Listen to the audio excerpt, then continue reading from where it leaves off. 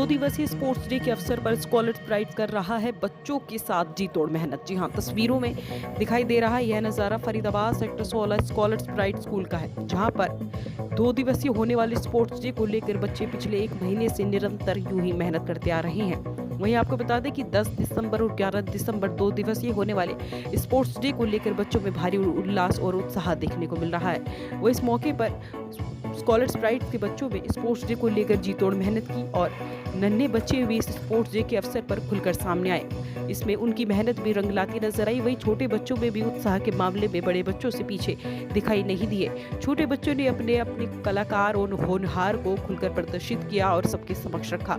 वह इस मौके पर मैनेजमेंट टीम और प्रिंसिपल ने बच्चों को संबोधित करते हुए कहा कि स्पोर्ट्स डे केवल 1 दिवस या 2 दिवस के रूप में नहीं मनाया जा रहा। ये केवल बच्चों के हुनर को आगे लाने के लिए स्पोर्ट्स डे के रूप में मनाया जा रहा है, जो कि स्कॉलर्स प्राइड्स लगातार पिछले कई सालों से निरंतर यह कार्य करता आ रहा है। लेकिन कोरोना काल की वजह से किसी कारणों के चलते कोविड की वजह से यह प्रोग्राम स्थगित कर दिया गया था, जिसके चलते फिर से स्पोर्ट्स डे के प्रोग्राम में रंग और जुनून भरते बच्चे नजर आ रहे हैं। इस मौके पर बच्चे अपना ग्रुप बनाकर गेम की तैयारियों को लेकर मंथन भी करते नजर आए। वहीं इस मौके पर साथ साथ अध्यापक द्वारा बच्चों को समझाया भी गया कि खेल प्रतियोगिताओं को केवल प्रतियोगिता ना लेकर अपने जीवन में एक सफलता का मूल मंत्र लेकर आगे बढ़ना चाहिए। वहीं बच्चों ने कहा कि उन्हें केवल फर्स्ट, सेकंड या थर्ड से फर्क नहीं पड़ता, वो केवल अपने प्रतियोगिता को एक स्पोर्ट्स डे के अवसर पर सफलता का मूल मंत्र मान के आगे बढ़ रहे हैं और सफलता को चुनौतियों के रूप में स्वीकार कर आगे बढ़ना सीख रहे हैं। वहीं इस मौके पर मैनेजमेंट टीम और प्रिंसिपल ने बच्चों को संबोधित करते हुए कहा कि स्पोर्ट्स डे का मनाने का उद्देश्य केवल यही है कि स्पोर्ट्स डे को लेकर बच्चे अपने जीवन में भी खेल की तरफ रुझान बढ़े। इस मौके पर प्रिंसिपल ने सभी बच्चों को उत्साहवर्धन करने के लिए खुद बच्चों के बीच में जाकर उनको खेलों के प्रति प्रोत्साहित किया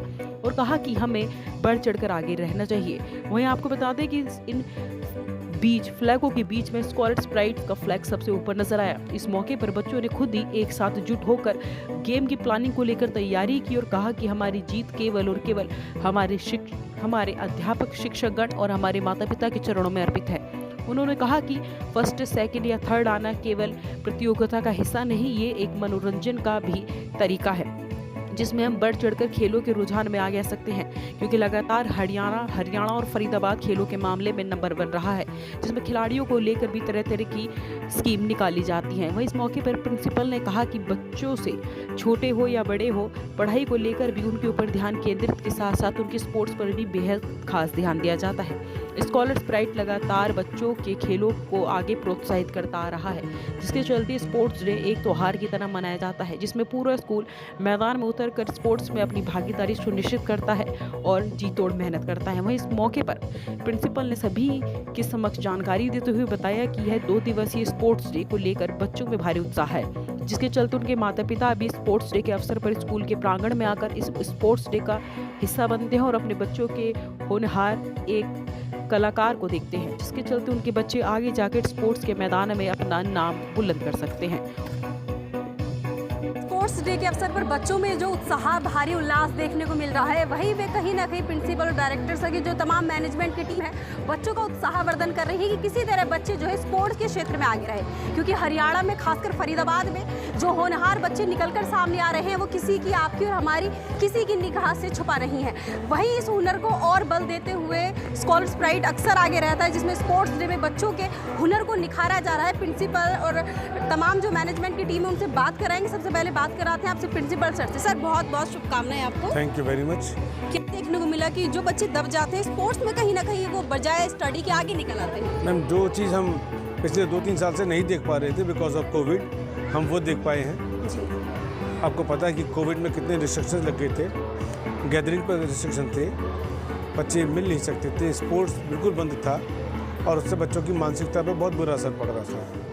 ये जो स्पोर्ट्स मीट हो रहा है हमारा, जो 2 दिन का है, 10th और 11th का, उसमें बच्चों को बहुत बड़ा मौका मिला है।